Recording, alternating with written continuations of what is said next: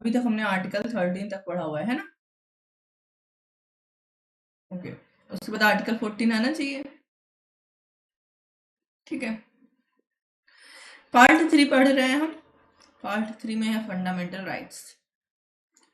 तो 14 में कौन सा राइट्स है, 15 में कौन सा है, ये सब तो हम देखेंगे, लेकिन उससे पहले एक क्वेश्चन आपका आएगा कि फंडामेंटल राइट्स कितने प्रकार के भारतीय संविधान में दिए हुए हैं। ठीक है, तो ये हम देख लेते हैं, क्योंकि अक्सर पॉलिटी वगैरह में वनडे एग्जाम में पूछता है। ठीक है, पता होना चाहिए एज ए लॉ स्टूडेंट। तो इसके लिए हम अंदर बेयर एक्ट में नहीं जाएंगे कि एक एक आर्टिकल 14 से लेकर हम आपको 32 तक दिखाएं, क्योंकि अभी हमने क्वेश्चन आंसर का एक नोट्स बनाया है, उसमें मैंने एक जगह पर किया हुआ है। ठीक है, बट हमेशा की तरह हम लोग एक बार बेयर एक्ट में कहीं तो देख लेते हैं। कहाँ देख लेते हैं? इंडेक्स में देख लेते हैं। ठीक है, चलो, आवाज आ रही है? चैट ऑन कर ले रहे हैं। ओके, सो ये पार्ट 2 है और ये है पार्ट 3। ठीक है, ओके, हम देखते हैं कितना कितना अधिकार हमको पार्ट 3 में फंडामेंटल राइट में दिया गया है।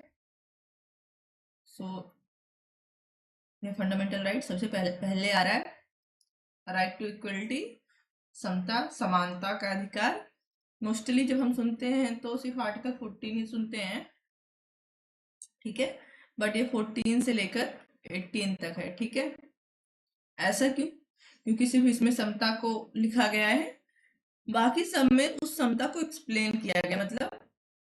मतलब डायरेक्टली 14 को नहीं एक्सप्लेन किया गया है, समता के एरिया को बताया गया, समझ लो। ठीक है, तो ये पहला राइट हो गया। देखो, ये सारे आर्टिकल हम लोग अलग अलग से पढ़ेंगे ही, क्योंकि सब पे अलग अलग क्वेश्चन आएगा। जैसे समता का अधिकार क्या है, इस पे अलग क्वेश्चन आएगा, लेकिन अभी एक क्वेश्चन जो आएगा कि कितने फंडामेंटल राइट्स हैं और क्या है फंडामेंटल राइट्स। ठीक है, ये पहला हो गया।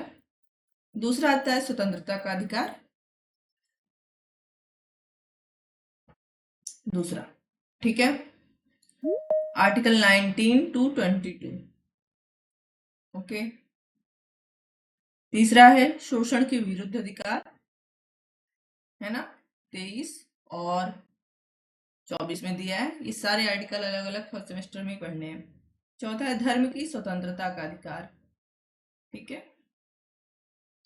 देखो यहाँ दे दिया गया है, बट अलग से किसी आर्टिकल में धर्म की स्वतंत्रता, right to religion, freedom to religion नहीं दिया गया है। ठीक है, इसमें हेडिंग में जरूर दे दिया गया है, 28 होगा। ओके, 4 हुआ। इसके बाद कौन सा अधिकार आता है? संस्कृति और शिक्षा संबंधी अधिकार। देखो, हम सिर्फ बेयर एक्ट में दिखा रहे हैं हमारे आर्टिकल, सॉरी, हमारे कॉन्स्टिट्यूशन में कहाँ पे है। ठीक है, ओके, तो 29 टू 30, सॉरी, 29 टू 30। ओके, ये 5 कितना हो, 5 हुआ।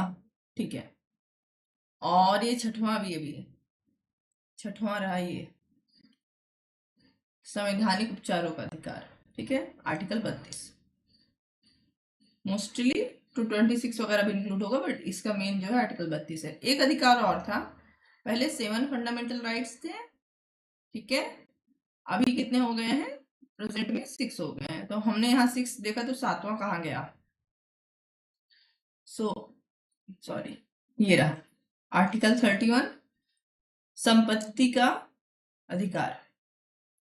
ठीक है, संपत्ति का अधिकार, ये हमारी राइट टू प्रॉपर्टी, जो कि अब क्या कर दिया गया है? लोप कर दिया गया है। ठीक है, तो 7 फंडामेंटल राइट्स थे पहले, अब 6 रह गए हैं। ओके, संपत्ति का अधिकार अब मूल अधिकार, फंडामेंटल राइट नहीं रह गया है। ओके, बस इतना ही जानना था, हम अपने क्वेश्चन आंसर पे चले गए। ओके, चलो, क्वेश्चन है, देखो ये क्वेश्चन मैंने सीरीज से ही लिया है, जो एलएलबी का क्वेश्चन आंसर सीरीज बनता है। फंडामेंटल राइट कितने प्रकार के होते हैं?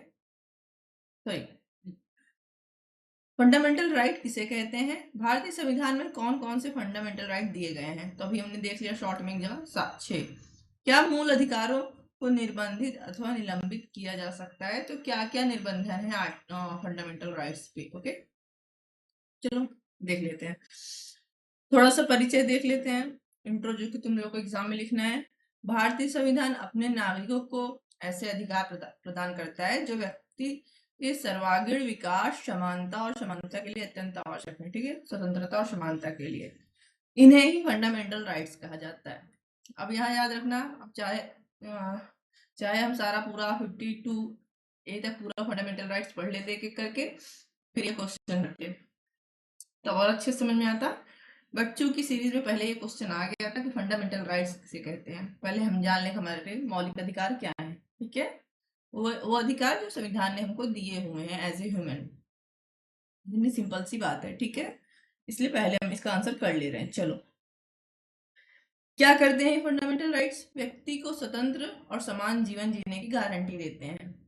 ये लोकतंत्र की आत्मा और संविधान की नींव माने जाते हैं। मौलिक अधिकार व्यक्ति और राज्य के बीच संबंधों को नियंत्रित करते हैं। ठीक है, ये एक्स्ट्रा था, इसे तुमको रटना पड़ेगा या समझना पड़ेगा। ठीक है, चलो हमारा क्वेश्चन आ गया। भारतीय संविधान के भाग 3 में आर्टिकल 12 to 35 तक में फंडामेंटल राइट्स का उल्लेख किया गया है। ठीक है, चलो देखते हैं क्या है। मौलिक अधिकारों की परिभाषा देखो, मौलिक अधिकार को फंडामेंटल राइट डायरेक्टली कहीं परिभाषित नहीं किया गया है। ठीक है, फंडामेंटल राइट ऐसे अधिकार हैं जिन्हें भारतीय संविधान द्वारा सुनिश्चित किया गया, बताया तो गया है कि क्या है, बट उनकी कोई परिभाषा नहीं दी गई। ठीक है, और इनकी रक्षा कौन करता है? कोर्ट करता है। यदि राज्य इन अधिकारों का उल्लंघन करता है तो सुप्रीम कोर्ट आर्टिकल 32 में और हाई कोर्ट आर्टिकल 226 में याचिका दायर कर सकते हैं। कौन? जिस व्यक्ति के फंडामेंटल राइट का उल्लंघन हुआ है। किसके विरुद्ध? आर्टिकल 12 के राज्य के विरुद्ध। ठीक है, मौलिक अधिकारों की विशेषताएं क्या हैं? देखो, अभी फंडामेंटल राइट्स सारे हम देखते हैं। ये लिखित संविधान में दिए गए हैं। ठीक है, ये न्यायालय द्वारा संरक्षित हैं। ये भी हमको पता चल गया कि हमारे फंडामेंटल राइट का उल्लंघन होगा, हमारी शिक्षा के अधिकार, जीवन के अधिकार इत्यादि, तो हम सुप्रीम कोर्ट जा सकते हैं इसको लागू करवाने के लिए। ये सामान्य अधिकारों से उच्च है, मतलब जितने भी हमें राइट्स हैं उनमें सबसे हाईएस्ट लेवल पर कौन है? Fundamental right. इसमें उचित प्रतिबंध लगाए जा सकते हैं। तो फंडामेंटल राइट फ्री नहीं। अक्सर कोई नेता बोल देता है तो कहा जाता है, कोई व्यक्ति तो वो बोलता है मेरी व्यक्ति की स्वतंत्रता पर, संवैधानिक मेरे व्यक्ति की स्वतंत्रता पर फंडामेंटल राइट में अधिकार है, मैं जो चाहूं वो बोलूं। नहीं, आप जो चाहे वो नहीं बोल सकते। ठीक है, बोलने का अधिकार आपको है, बट सब पर रोक कुछ ना कुछ। ठीक है, ये स्थायी नहीं है, इनको संविधान संशोधन द्वारा बदला जा सकता है। ओके, चलो भारतीय संविधान में कौन कौन से मौलिक अधिकार दिए हैं? तो सबसे पहले हमने देखा समानता का अधिकार, आर्टिकल 14 to 18 है। ओके, आर्टिकल 14 क्या कहता है? कानून। देखो यहाँ पे हम आर्टिकल नहीं एक्सप्लेन करेंगे कि आर्टिकल क्या है, इसमें क्या है। क्यों? क्योंकि कल जो अगली मंडे से या ट्यूसडे से जब भी क्लास होगी, ठीक है, तो हम लोग सिर्फ वेयर एक्ट पे ही चलेंगे और हर आर्टिकल अच्छे से समझेंगे। ठीक है, तो आर्टिकल 14 कानून के समक्ष समानता व कानून का समान संरक्षण प्रदान करता है, और फिर ये सारे आर्टिकल हैं। तो मैंने ऐसे बोल दिया तो आप लोग ये मत सोचो कि बस हो गया, फिर हम लोग कैसे याद करेंगे। देखो, अभी ये क्लास ले रहे हो, लेके भूल जाना इस क्लास को। ठीक है, फिर जब हम लोग 14 to 35 एक एक आर्टिकल पढ़ेंगे, उसके बाद फिर रिवीजन तो करोगे ना, उसके बाद ही रिवीजन करना। इस क्लास को कल रिवीजन मत करना। ठीक है, तब ये समझ में आएगा आपको। ठीक है, चलो महत्वपूर्ण केस कौन कौन से इसमें? इंदिरा साहनी बनाम भारत सरकार और कृपलानी के समान अवसर की व्याख्या, तो ये आर्टिकल 16 से संबंधित है, और ये आर्टिकल 15 से संबंधित है। ठीक है, तो हम लोग वहां देखेंगे एक आर्टिकल, तो वहां केस देखेंगे। अब आया स्वतंत्रता का अधिकार। ठीक है, तो सबसे पहले स्वतंत्रता कौन सी है?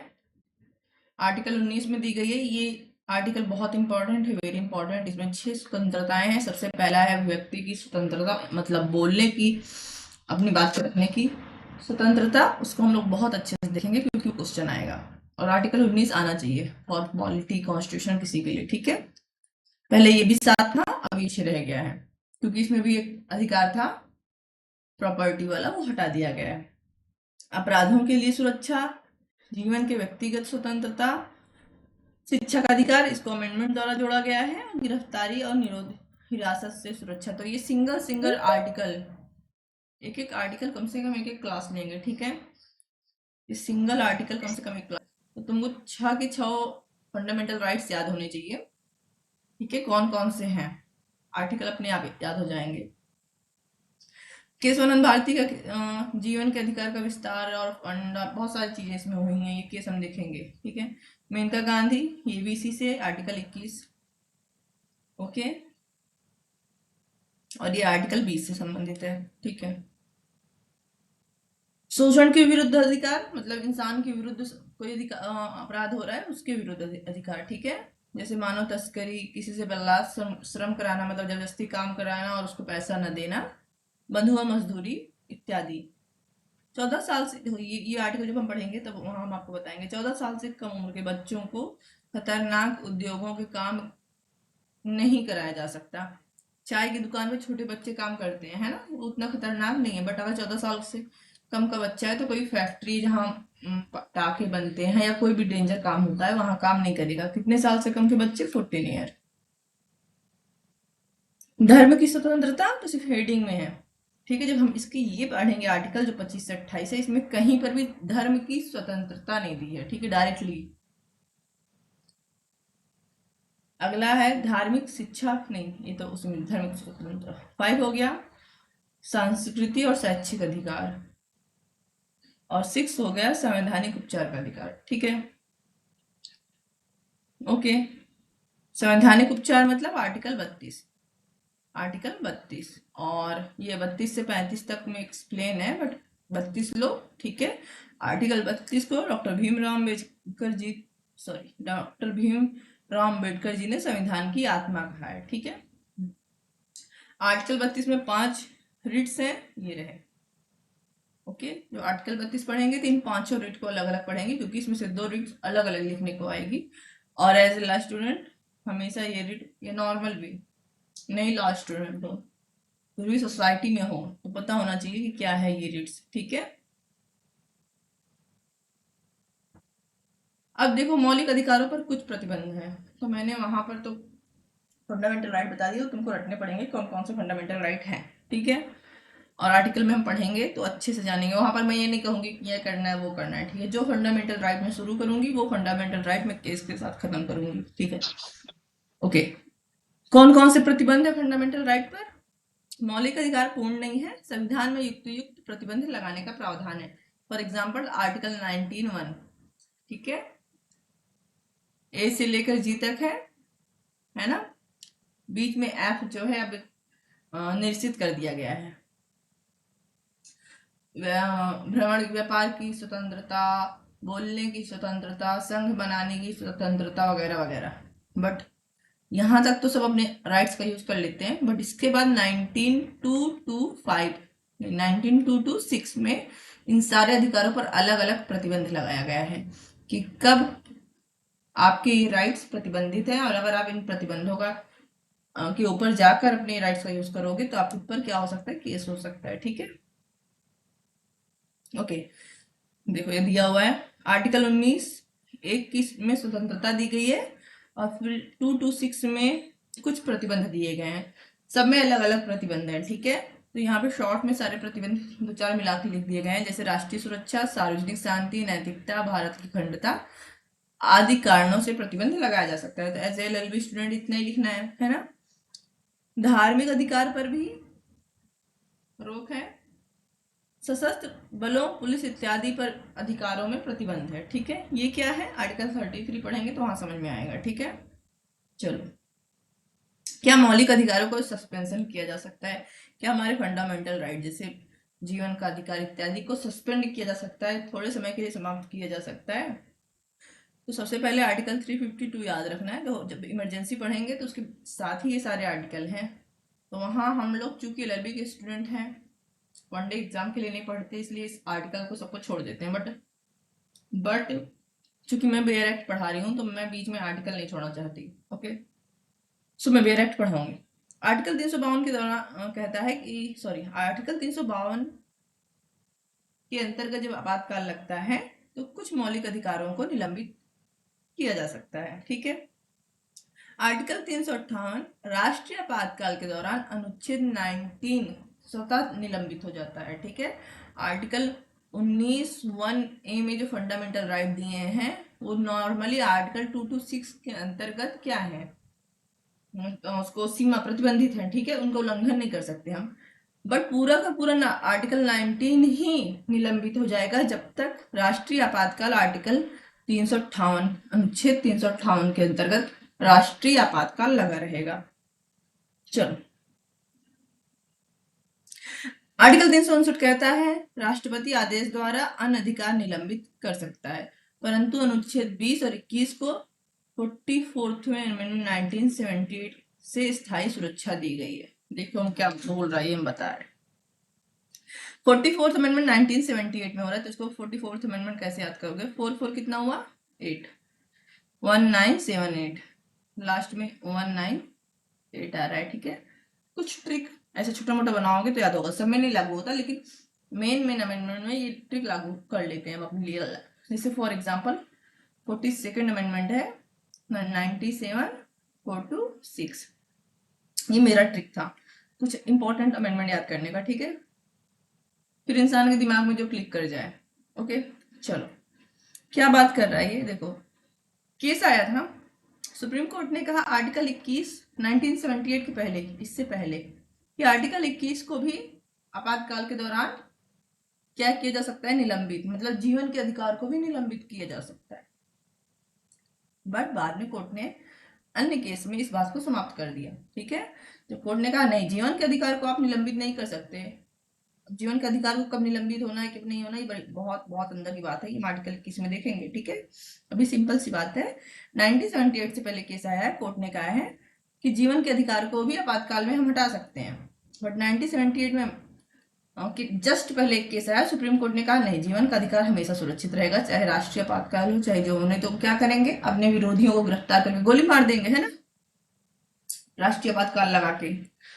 तो फिर अमेंडमेंट करके ये 44th अमेंडमेंट द्वारा ये परमानेंट कर दिया गया कि भले राष्ट्रीय आपातकाल लगाए, आर्टिकल 21 और को महत्वपूर्ण न्यायिक निर्णय, जो मैंने पहले बोला है कि देखो एक केस का पूरा वो है, शंकरी प्रसाद, सज्जन सिंह, गोलकनाथ, केशवानंद भारती, के गोपालन, मेनका गांधी, ये के गोपालन केशवानंद से पहले आएगा, ठीक है, ये सब चलता रहेगा। ओके, अब देखो इसमें जो तुमको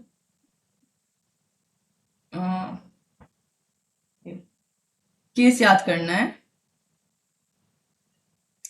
ये वाला याद करना, ठीक है।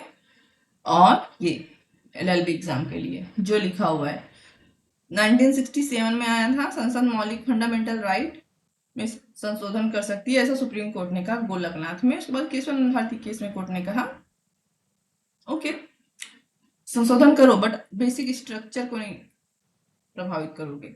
फिर मेनका गांधी केस आया, व्यक्तिगत स्वतंत्रता का विस्तृत अर्थ और व्यक्तिगत स्वतंत्रता का सीमित अर्थ। तो ये दोनों हम लोग आर्टिकल 21 के लिए पढ़ेंगे और बहुत अच्छे से पढ़ेंगे, ठीक है। तो देखो मैंने पहले ही कहा है कि क्योंकि केसेस एक दूसरे से जुड़े हैं, अगर सारे केसेस तुमको लाइन से याद होगा, इनके फैक्ट सहित, पूरे के पूरे कॉन्स्टिट्यूशन में हर बार तुम लिख सकते हो, ठीक है। तो निष्कर्ष आ गया, कंक्लूजन, बड़ी जल्दी क्लास ओवर हो गई क्योंकि इसमें कुछ था नहीं, ठीक है ना। चलो ओके, और ये आ गया तुम्हारा माइंड मैप। फंडामेंटल राइट कितने प्रकार के हैं? तो पहले समानता का अधिकार याद कर लेना पहला, दूसरा स्वतंत्रता, शोषण के विरुद्ध, धर्म की स्वतंत्रता, सांस्कृतिक व शैक्षिक अधिकार और संवैधानिक उपचार का अधिकार, ठीक है। इसके बाद आएगा इंग्लिश। तो ये क्लास में 2 मिनट के लिए रोकूंगी, ठीक है। मैम थोड़ा ऊपर करिए, मुझे नोट बनाना था मैम। तो नोट तो ये वाली नोट तो हम ग्रुप में भेजे हैं बेटा ना, सेम नोट जो ग्रुप में भेजे हैं वही पढ़ाते हैं, ठीक है, ताकि सबको मिल जाए। ओके नाउ अब ये वाली क्लास में स्टॉप करेंगे 2 मिनट के लिए, किसी को कुछ पूछना है, नहीं तो हम बेयर एक्ट पे वापस चलेंगे और हम लोग शुरू करेंगे आर्टिकल 14 से, ठीक है। आर्टिकल 14 से 18 तक पढ़ेंगे, आर्टिकल 14 से 18 तक फॉर बेसिक नॉलेज पढ़ेंगे, क्योंकि क्वेश्चन सिर्फ 14 से आएगा LLB के एग्जाम में, ठीक है। पेज नंबर है 7,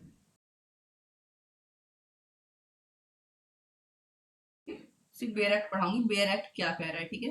कहाँ से कॉन्सेप्ट लिया गया, क्यों लिया गया है, कैसे लिया गया, ये सब हम नहीं देखेंगे इसमें, ठीक है। क्यों? क्योंकि मुझे बेयर एक्ट खत्म करना, ठीक है। बेयर एक्ट की लैंग्वेज समझनी है यहाँ पे। फिर चूंकि मेन पॉइंट का हम क्या देखेंगे, क्वेश्चन आंसर सीरीज देखेंगे, तो वहां पे हम इसको क्लियर कर लेंगे, ठीक है। ये कहाँ से लिया गया है, कहाँ क्या नहीं लिया गया है, तो रिवीजन भी हो जाएगा और तुमको समझ में भी आ जाएगा, ठीक है। चलो, देखो देखने में बहुत सिंपल सी बात लगती है, बट उतना है नहीं, ठीक है। समता का अधिकार 14 to 18, है ना। चलो एक बार पढ़ो इसको क्या लिखा हुआ है। आर्टिकल 14 को पढ़ो। बेयर एक्ट नहीं खरीद रहे हो तुम लोग, आई नो।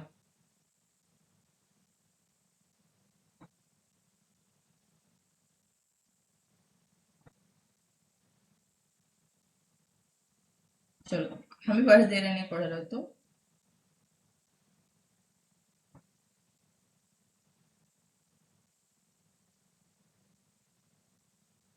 फिर भी एक बार तुम लोग खुद से पढ़ना सीखो तो ज्यादा अच्छा होगा, ठीक है। देखो, देखने में बहुत सिंपल है, ठीक है। विधि के समक्ष समता, इक्वलिटी बिफोर लॉ, इतनी सी बात कर रहा है कि विधि के सम्मुख हर कोई क्या है, समान है। बहुत सिंपल चीज हो गई है ना, equality before law,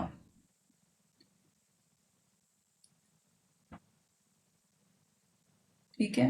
okay, now राज्य, तो राज्य मतलब कौन, आर्टिकल 12। आर्टिकल 12 में यहाँ तक कि नगर पालिका भी, जो भी कोई कानून बना रहा है ना, किसी व्यक्ति के लिए, किसी भारतीय नागरिक के लिए बना रहा है, ठीक है। तो यहाँ नागरिक की बात नहीं है, किसी व्यक्ति की बात हो रही, तो चाहे नागरिक है चाहे अनागरिक है, ठीक है। भारत के राज्य क्षेत्र के अंतर्गत है, चाहे भारत में नागरिक हो या बाहर से कहीं घूमने आया हुआ हो, विदेशी हो, ठीक है। किसी व्यक्ति को विधि के समक्ष समता से या विधियों के समान संरक्षण से वंचित नहीं करेगा। Okay, okay. आर्टिकल 14 है, समता की बात कर रहा है, ठीक है। इक्वालिटी बिफोर लॉ, ठीक है। अब कह रहा है कि राज्य, कौन राज्य, स्टेट, आर्टिकल 12 वाला, ठीक है। क्या नहीं करेगा, किसी भी व्यक्ति को, व्यक्ति में कौन कौन इंक्लूड होंगे, चाहे वो नागरिक हो या अनागरिक हो, मतलब कोई विदेशी, ठीक है, जिसको नागरिकता नहीं मिली है, ठीक है। दो चीज से समानता है, विधियों के समान संरक्षण, विधियों मतलब विधि सबको समान संरक्षण देगी, विधियों के समान संरक्षण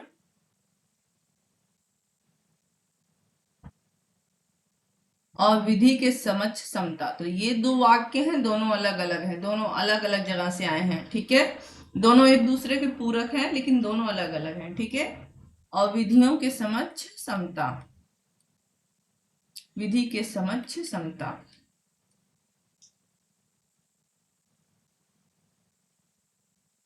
तो राज्य ऐसी राज्य क्या करेगा, हर व्यक्ति को, चाहे नागरिक या विदेशी हो, ठीक है, विधियों के समक्ष समान संरक्षण देगा और विधियों के समक्ष इक्वलिटी रखेगा। अभी नहीं समझ में आ रहा, अब इसको हम एक्सप्लेन करते हैं, क्या बोलने की कोशिश कर रहा है, ठीक है। ओके, समान संरक्षण का क्या मतलब है। फॉर एग्जाम्पल मान लो, चाहे विदेशी हो चाहे इंडियन हो, ठीक है, उन्होंने किसी को मर्डर किया। अभी हम लोग समता देख लेते हैं, ठीक है। तो दोनों के ऊपर सिर्फ इसलिए अलग अलग तरीके से केस नहीं चलेगा, भैया एक इंडियन है और एक विदेशी है, या एक महिला है एक पुरुष है, ठीक है। सब पर केस दंड एक बराबर चलेगा, विधि के समक्ष सब क्या है, इक्वल है, ठीक है। इस वाले को देख रहे हैं हम लोग, एक केस आया था, एक सांसद जी थे, उनको जेल हुई थी, ठीक है। देखो हम क्वेश्चन आंसर में सीरीज बनाएंगे, फिर से रिवीजन करेंगे, तो वहां देखेंगे केस का नाम।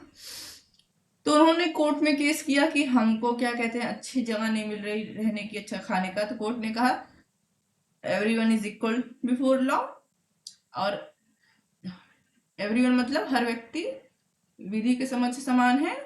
तो चाहे वो समान व्यक्ति हो चाहे अपराधी हो, अगर आप अपराधी हैं तो सभी अपराधी भी विधि के समक्ष समान है। जैसे अन्य अपराधी सूखी रोटी खा रहे हैं वैसे आप भी सूखी रोटी खाएंगे।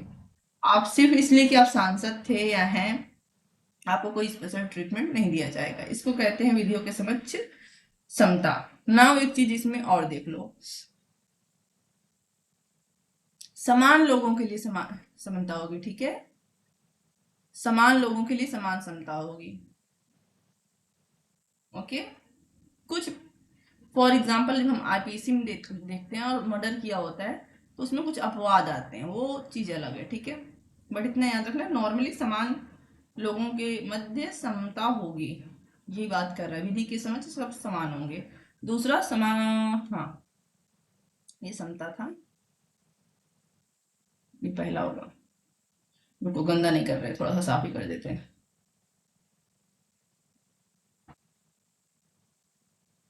इसे भी बहुत गंदा लिखे हैं, थोड़ा सा इसको क्या, ये थे इक्वलिटी पढ़ रहे थे हम, है ना, इक्वालिटी, ठीक है। और हम संरक्षण पढ़ेंगे अब, विधियों के समक्ष संरक्षण। संरक्षण क्या मतलब है कि अगर तीन लोग किसी जितने भी व्यक्ति हैं, फॉर एग्जाम्पल जो लॉ है उसको सुरक्षा देनी है, ठीक है, संरक्षण देना है, ठीक है। संरक्षण कैसा, ऐसा कोई हमला वाला संरक्षण की बात नहीं हो रहा है, ठीक है। जो प्रोटेक्शन, फॉर एग्जाम्पल अगर हम सड़क पर चल रहे हैं तो हमें पता है कि कोई अगर हम पे हमला करेगा तो विधि उसको दंड देगी, इसलिए हमें क्या, हमारे अंदर एक भावना होती है कि हम क्या है, लॉ द्वारा संरक्षित है, ठीक है ना। ये भावना सबके अंदर होनी हो, चाहे वो भारतीय हो और चाहे विदेशी, इसी को कहते हैं विधि का समान संरक्षण, ठीक है। तो लॉ का समान संरक्षण सभी को प्राप्त है। इसको और अच्छे से हम लोग क्वेश्चन आंसर सीरीज में देखेंगे। चलो इसको थोड़ा सा इरेज कर दे रहे हैं हम, तो थोड़ा सा हम इसको और अच्छे से एक्सप्लेन करने के मूड में है तो कर देते हैं, है ना, क्योंकि 14 to 18 टाइम लेगा, हो सकता है अगला पूरा वीक ले ले सिर्फ राइट टू इक्वलिटी, है ना। देखो विधि के समक्ष समता का क्या मतलब है, विधि के सम्मुख हर कोई समान है, ठीक है। इसका मतलब एक चीज और है कि किसी भी व्यक्ति से उसकी जाति, लिंग, धर्म इटीसी के आधार पर भेदभाव नहीं किया जाएगा, ठीक है, भेदभाव नहीं किया जाएगा। तो यही चीज आगे हम देखते हैं आर्टिकल 15 to 18 तक में, है ना। ओके, चाहे राष्ट्रपति हो या आम नागरिक हो सभी पर कानून समान रूप से लागू होता है, जबकि राष्ट्रपति को कुछ छूट है बट वो आपवादिक होती है, ठीक है। और समान संरक्षण का मतलब है कि कोई भी व्यक्ति हो उनसे विधि क्या करेगी, एक जैसा व्यवहार करेगी, ठीक है। सिंपल मीनिंग है ये है, ठीक है, किसी प्रकार से कोई भेदभाव नहीं करेगी, ठीक है। ओके, कहा गया बेयर एक्ट, बस इतना बेयर एक्ट में समझना था। क्वेश्चन आंसर सीरीज में सिर्फ इसी को इसी आर्टिकल पर पूरा एक क्वेश्चन आंसर है। ओके, चलो दूसरा है आर्टिकल 15। देखो मैंने पहले ही बोला कि आर्टिकल 15 का एक्सप्लेनेशन है 15 to 18। आर्टिकल 14 यहाँ साफ साफ कह रहा है कि सभी के साथ इक्वलिटी होगी, धर्म, जाति, लिंग इत्यादि जो हमने एक्सप्लेन किया था, कोई भेदभाव नहीं किया जाएगा। लेकिन इसके बाद तुरंत आर्टिकल 15 आता और क्या बात करता है, देखना हेडिंग है इसकी, धर्म, मूलवंश, जाति, लिंग या जन्म स्थान के आधार पर विभेद का प्रतिषेध। किसी के धर्म, किसी के मूलवंश, किसी की जाति, किसी का लिंग, लिंग मतलब जेंडर यहाँ पे, ठीक है, या जन्म स्थान बर्थ प्लेस के आधार पर किसी से कोई विभेद या प्रतिषेध नहीं किया जाएगा। देखो ये पांचों याद रहना, क्योंकि आर्टिकल 16 में भी कुछ ऐसा ही है, सेम चीज बट एक दो चीज डिफरेंट है, ठीक है। नाउ सबसे पहली बात तो यही बोल दिया इसने 15(1) ने कि राज्य किसी नागरिक से, तो आर्टिकल 15 किसको प्राप्त है, नागरिक को, विदेशियों के लिए लागू नहीं होती, ठीक है। ओके कि आर्टिकल 15 नागरिकों पर लागू होगी, विदेशियों को नहीं प्राप्त है। ठीक है, मतलब विदेशियों से हम भेदभाव कर सकते हैं। ठीक, राज्य किसी नागरिक के विरुद्ध केवल धर्म, मूल वंश, जाति, लिंग या जन्म स्थान या इनमें से किसी के आधार पर कोई भी भेद नहीं करेगा। मतलब इन सब में से किसी एक या एक से ज्यादा भी कारण, कितने भी कारण हो, अगर इनमें से कोई भी कारण है, ठीक है, तो राज्य विभेद नहीं करता। अगर राज्य विभेद किया तो राज्य को क्या देना होगा, फंडामेंटल राइट के लिए उत्तरदायित्व माना जाएगा। चलो सिंपल सी बात है, कोई किसी भी प्रकार की भेदभाव को मना कर रहा है। फिर 15(2) क्या कह रहा है, नागरिक केवल धर्म, मूलवंश, जाति, लिंग या जन्म स्थान या इनमें से किसी के आधार पर, बहुत ध्यान से देखना, अभी तुरंत अपनी बात से पलट जाएगा। ठीक है, कोई भी नागरिक रिलीजन, जेंडर, बर्थ प्लेस और एक दो चीज और था, 5 चीज था, है ना, इन पांचों में से किसी के आधार पर दुकानों, किसी दुकान पर, किसी सार्वजनिक भोजनालय पर, पब्लिक रेस्टोरेंट है, कोई पब्लिक होटल है, कोई सार्वजनिक पब्लिक मनोरंजन का मतलब पब्लिक पार्क है या कोई भी पब्लिक प्लेस है, ठीक है, के स्थानों में प्रवेश से, ठीक है, इसके आगे हम नहीं चलेंगे, यहीं तक रहेंगे भी। देखो कोई भी नागरिक है, उसको उसके जेंडर के आधार पर कि तुम महिला हो, उसकी जाति के आधार पर, उसके जन्म स्थान के, भैया तुम तो बिहारी हो या तुम साउथ इंडियन हो, ठीक है, या उसके मूल वंश के आधार पर, या उसके जो भी 5 प्रकार का दिया हुआ है ना, इन पांचों में से किसी भी आधार पर किसी पब्लिक प्लेस, बस याद रखना पब्लिक प्लेस हो, ठीक है, में प्रवेश के आधार पर नहीं रोका जाएगा कि तुम रुक जाओ। अगर कोई व्यक्ति ऐसा उसके साथ करता है तो फंडामेंटल राइट का उल्लंघन होता है। ठीक है, अगर राज्य ऐसा करता है, राज्य उत्तरदायी होगा। ठीक है, दूसरा, अगर कोई स्थान है जो प्राइवेट है, अभी तक हमने पब्लिक देखा है ना, 15(2)(a) पब्लिक की बात कर रहा है, 15(2) भी प्राइवेट की बात कर रहा है। ठीक है प्राइवेट, बट उसमें थोड़ा सा ही सही, चाहे 1% ही राज्य सरकार ने पैसा लगाया है, ठीक है, राज्य निधि से पोषित है, ओके, या साधारण जनता के प्रयोग के लिए समर्पित कोई कुआं, तालाब, स्नान घाट, सड़क या सार्वजनिक समागम के स्थान का उपयोग में। ओके, व्हाइट पेज पहले हमको लेने दो।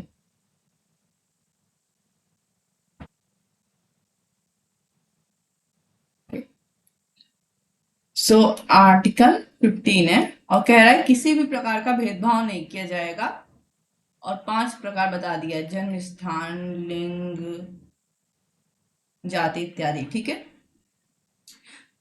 तो सबसे पहला वाला कह रहा है इन पांचों में से किसी भी आधार पर किसी से किसी प्रकार का भेदभाव नहीं किया जाएगा। Okay, no problem. फिर 15(2) आया और बोल रहा है इन पांचों में से किसी आधार पर, ठीक है, पहला, किसी पब्लिक प्लेस में किसी को प्रवेश से नहीं रोका जाएगा या यूज करने से नहीं रोका जाएगा। ठीक है, अगर उस पब्लिक प्लेस है, ठीक है, नहीं रोका जाएगा। ठीक है, और दूसरा बोल रहा है बी में कई चीजें बोल रहा है। सबसे पहले बोल रहा है कोई प्राइवेट जगह है, ठीक है, जो राज्य निधि से चाहे थोड़ी सी भी पोषित हो, उसे गवर्नमेंट ने चाहे थोड़ा सा ही योगदान उसमें दिया हो, ठीक है, राज्य निधि से थोड़ी सी भी पोषित हो, या कोई प्लेस है जो प्राइवेट रहा हो बट अब क्या कर दिया गया है, साधारण जनता, साधारण जनता मतलब पब्लिक के यूज के लिए खोल दिया गया है। ठीक है, और सड़क वगैरह जहां लोग नॉर्मली आते जाते हैं, ऐसी किसी जगह पे किसी भी योग्यता, दायित्व, निर्बंधन या शर्त के अधीन नहीं होगा। कुल मिला के किसी को किसी निर्योग्यता के कारण, किसी दायित्व के अधीन या निर्बंधन या शर्त के अधीन होते हुए किसी को क्या नहीं किया जाएगा, रोका नहीं जाएगा। बस इतना याद रखना। ठीक है,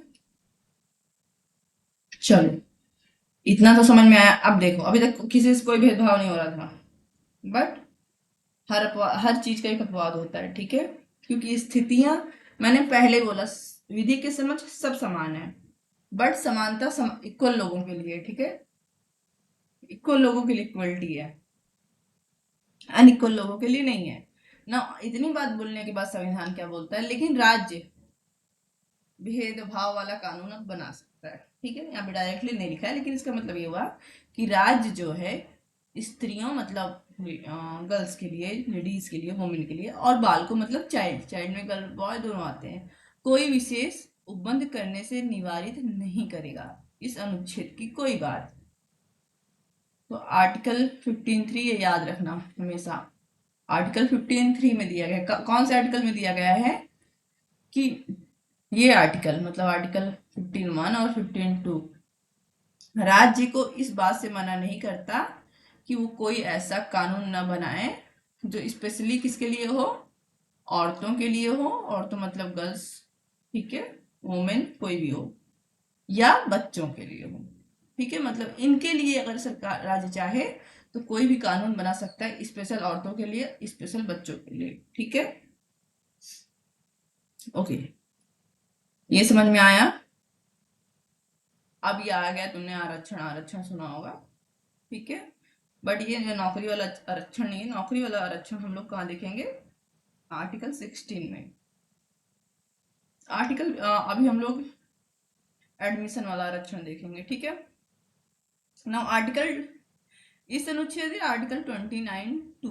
तो 29(2) क्या है, ये हम लोग आर्टिकल 29 में देखेंगे, ठीक है, कि कोई बात राज्य को सामाजिक और शैक्षिक दृष्टि से पिछड़े हुए नागरिकों, किसकी बात कर रहा है ये, ओबीसी की, ठीक है, कि किन्हीं वर्गों की उन्नति के लिए या अनुसूचित जातियों और अनुसूचित जनजातियों के लिए। तो अनुसूचित जाति और अनुसूचित जनजाति, देखो एक चीज याद रखना, अगर किसी आर्टिकल के सामने ऐसे नंबर लिखा हुआ है, ठीक है, जब भी वेयर एक्ट पढ़ोगे ऐसे नंबर लिखा हुआ है,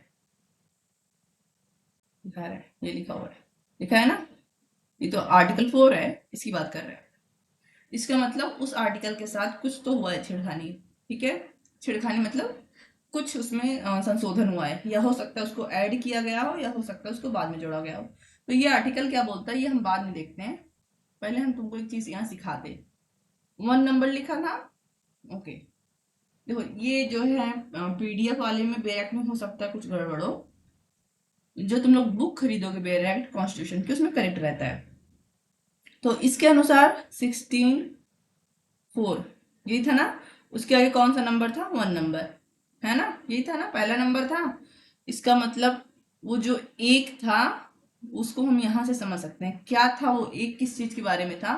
तो ये बता रहा है कि जो 16(4) है उसको पहला संशोधन करके 1951 की धारा 2 द्वारा जोड़ा गया था। फर्स्ट संवैधानिक संशोधन 1951 में जोड़ा गया था। इसका मतलब कि SC ST और OBC के लिए जो ये आरक्षण की बात हो रही है वो संविधान, मूल संविधान में नहीं था, ठीक है, या जो भी है, क्योंकि जोड़ा गया बात कर रहा है, ठीक है। बट चूंकि हम फिर से बोल रहे हैं पीडीएफ वाला इसमें जो दिखा रहा है इसका हमें करेक्ट नहीं लगता है, तो एक बार तुम लोग अपने बेयर एक्ट की बुक में देख लेना क्या लिखा हुआ है, कौन सा अमेंडमेंट लिखा हुआ है, ठीक है। ओके, कहाँ गया अब, 4। तो इस अनुच्छेद की बात या आर्टिकल 29(2), आर्टिकल 29(2) क्या है, वो माइनर्स के लिए कुछ है, माइनर्स सॉरी माइनर्स नहीं, माइनॉरिटीज के लिए, अल्पसंख्यकों के लिए, मतलब जो हिंदू नहीं है, जो देश में कम संख्या में, मुस्लिम, ईसाई, सिख, उनके लिए कुछ प्रावधान करता है, ठीक है, कि कोई बात राज्य को सामाजिक मतलब ओबीसी और शैक्षिक दृष्टि से पिछड़े हुए नागरिकों के, नागरिकों की बात कर रहा है, ठीक है, क्योंकि पहले ही हमने देख लिया कि आर्टिकल 15 नागरिकों पर लागू होगा, किन्हीं वर्गों की उन्नति के लिए या SC ST के लिए कोई विशेष उपबंध करने से निवारित नहीं करेगी। तो सबसे पहले थर्ड आया, थर्ड ने कहा कि ठीक है, फर्स्ट और सेकंड ने कहा कि आप कोई भेदभाव नहीं करोगे जाति, लिंग, धर्म इत्यादि के आधार पर, ओके, ठीक है। उसके बाद आया 3, बोल रहा नहीं नहीं औरतों और बच्चों के लिए आप बना सकते हो। फिर 4th आया जो कि बाद में ऐड किया गया था। अब जितने आर्टिकल 15 में दिखोगे ना आरक्षण से संबंधित सब बाद में ही आए हैं, ठीक है। और ये बोल रहा है, क्या बोल रहा है कि अगर कोई शैक्षिक सामाजिक रूप से कोई पिछड़ा हुआ वर्ग है तो कौन है, डायरेक्टली ओबीसी की बात कर रहा है, ठीक है, और SC और ST की उन्नति के लिए, ठीक है, और कौन, जो शैक्षणिक रूप से पिछड़े हों, देखो शैक्षणिक रूप से पिछड़े हुए शब्द में इन्होंने जो शामिल किया है, वो शामिल किया है ओबीसी को।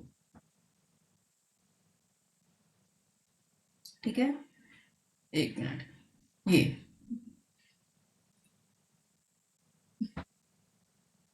ओबीसी, ठीक है, ये समझ लो। ठीक है, बैकग्राउंड। और मतलब अगर ओबीसी में कोई सामाजिक और शैक्षणिक रूप से पिछड़ा नहीं है तो उसके लिए कानून की आवश्यकता नहीं है। बट एससी एसटी में चाहे कोई शैक्षणिक रूप से बढ़ भी गया हो, अच्छी जगह पे हो, अच्छी पोस्ट पर हो, तब भी आप उसके लिए विशेष कानून बना सकते हो। ठीक है, कुछ क्रीमी लेयर याद आ रहा होगा, सुना होगा, है ना, क्रीमी लेयर जब एससी एसटी में भी लागू होने वाला है, तो यही है। ठीक है, कि अगर अब एससी एसटी में भी कोई है जो बढ़ के आगे बढ़ गया है, ठीक है, शैक्षणिक रूप से सामाजिक रूप से क्रीमी लेयर हो गया है, तो उसे ऐसे कानून का फायदा नहीं मिलेगा जो 16(4) में राज्य ने ऐसे लोगों के फायदे के लिए बनाया है। ठीक है, ओके, पांचवा देखते हैं। फिर से वही बात आ रही है, आर्टिकल 1, आई थिंक 1G है ये। ठीक है, कोई बात राज्य को सामाजिक और शैक्षिक दृष्टि से पिछड़े हुए नागरिकों ओबीसी की वर्गों की उन्नति के लिए या एससी एसटी के लिए विधि द्वारा कोई विशेष उपबंध करने से निवारित नहीं करेगी। ये तो हमने पहले ही देखा, बट पहले वाले में हमने क्या देखा था, आर्टिकल 29(2) था, अब आर्टिकल 19(1)G की बात कर रहा है। ठीक है, जहां तक ऐसे विशेष उपबंध आर्टिकल 31, ये भी माइनॉरिटी संबंधित है। ठीक है, में निर्दिष्ट अल्पसंख्यक शिक्षा संस्थाओं से भिन्न शिक्षा संस्थाओं में जिसके अंतर्गत प्राइवेट शिक्षा संस्थाएं भी हैं, चाहे वे राज्य से सहायता प्राप्त हो या नहीं, प्रवेश से संबंधित हैं। प्रवेश से संबंधित हैं। ठीक है, तो कई बार क्यों बोल रहे हैं, बता रहे हैं। तो 5 आ गया, पहले और दूसरे में साफ बोल दिया था भैया कोई भेदभाव नहीं करोगे। ठीक है, क्लियर बताता चल रहा है कहाँ कहाँ हम अपने हिसाब से चेंज कर सकते हैं। तो आर्टिकल 15(5), सॉरी 15(5) आ गया, 15(5) बोल रहा है। ठीक है, ओबीसी है, ठीक है, जो शैक्षणिक रूप से पिछड़े हुए हैं, और एससी एसटी चाहे वो पिछड़े हुए हैं चाहे नहीं। ठीक है, ओके, इनकी उन्नति के लिए किस चीज में उन्नति की बात कर रहा है, शिक्षा के क्षेत्र में। ठीक है, और कैसा क्षेत्र हो, चाहे पब्लिक स्कूल हो तो पब्लिक स्कूल में तो हम डायरेक्ट क्या कर सकते हैं, रिजर्वेशन दे सकते हैं, है ना, और चाहे प्राइवेट संस्थान हो। ठीक है, इनके प्रवेश के लिए हम क्या बना सकते हैं, कानून बना सकते हैं। तो कौन सा कानून बनाया है, आरक्षण वाला। ठीक है, डायरेक्ट लिख के नहीं आ रहा है, बट मतलब वही होगा।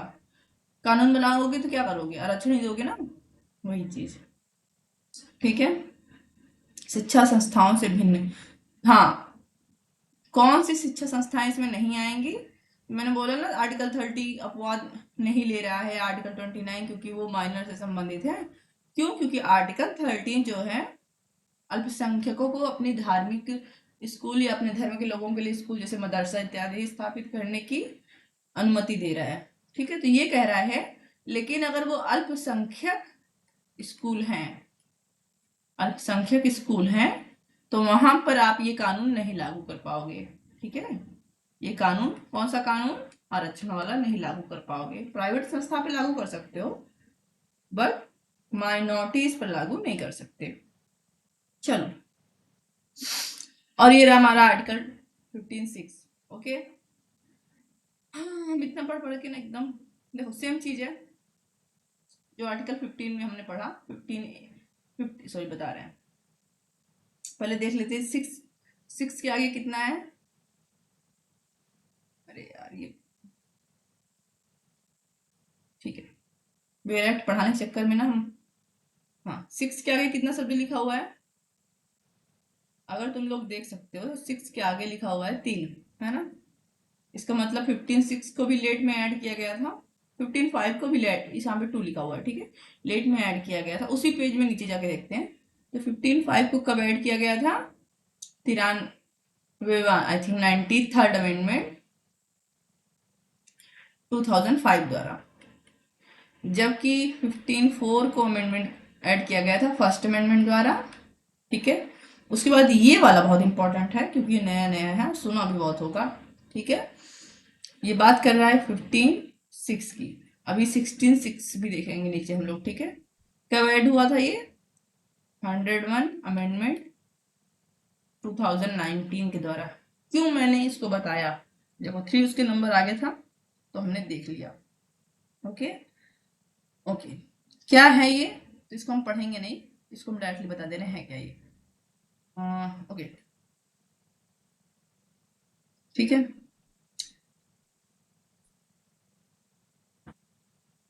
देखो कहाँ गया 15(5), ये रहा 15(5) SC ST और 15(4).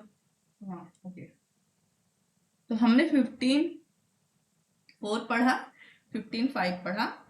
15(4) क्या बोल रहा था कि ओबीसी SC ST के लिए कोई विशेष कानून बनाना, और 15(5) बोल रहा है एडमिशन में आरक्षण देना, ठीक है। नाउ व्हाट इज 15(6) जो हमने बोला इतना इंपॉर्टेंट है, जिसे 101 अमेंडमेंट द्वारा 2019 में ऐड किया गया है। ये बात कर रहा है सेम वही बात। 15(6) में 2 क्लॉज हैं, दोनों क्लॉज मिलाकर 15(4)(5) की बात कर रहे हैं, बट किसके लिए? ओबीसी SC ST के लिए नहीं, बट जनरल में। जनरल में 10% रिजर्वेशन, जो कि बहुत सुना होगा, है ना। जनरल के लिए 10% रिजर्वेशन की बात कर रहे हैं, ठीक है। सामाजिक शैक्षणिक रूप से पिछड़े हुए के लिए पहला कोई लॉ बना सकता है इसमें, ठीक है। और प्राइवेट या पब्लिक स्कूलों में एडमिशन के लिए, बट ये भी माइनॉरिटीज का जैसे मदरसा इत्यादि स्कूलों में लागू नहीं होंगे, ठीक है। सेम चीज है बट जनरल्स के लिए है, ठीक है। जनरल्स के रिजर्वेशन की बात कर रहा है ये। ओके, आई थिंक समझ में आया मैंने क्या बोला।